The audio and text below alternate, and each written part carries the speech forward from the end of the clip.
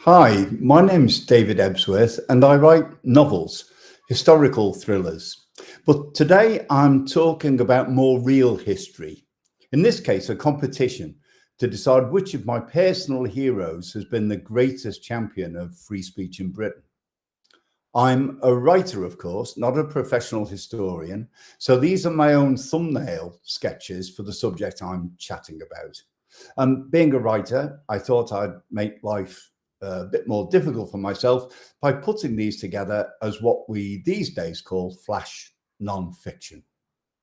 Like this. Each nation has its free speech champions, its women and its men who've challenged laws or blinkered moral standards of the day.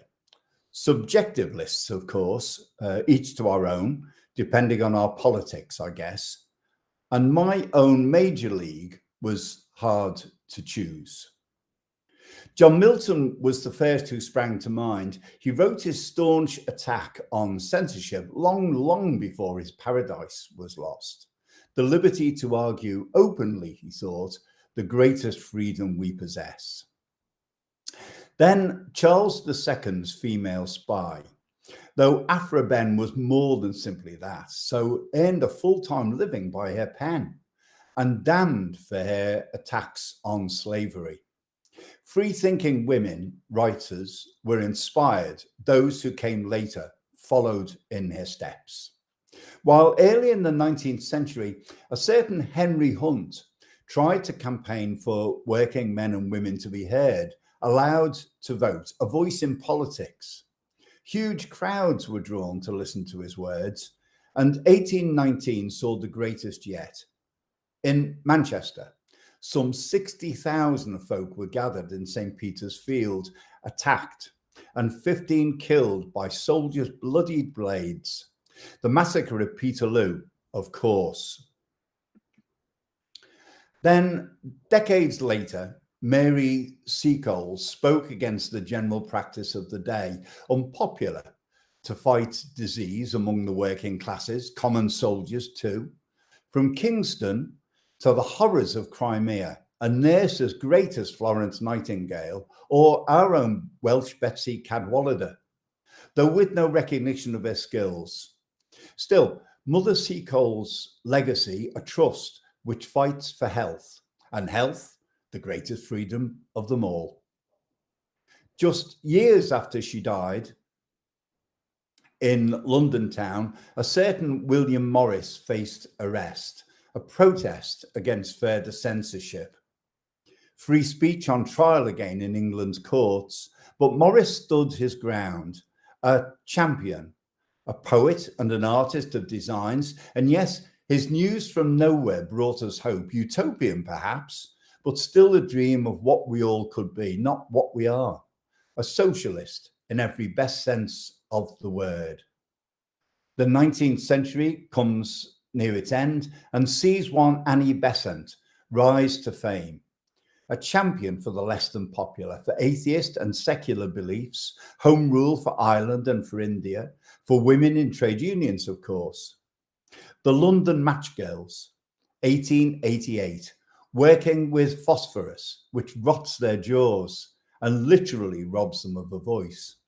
Yes, Besant's very high upon my list.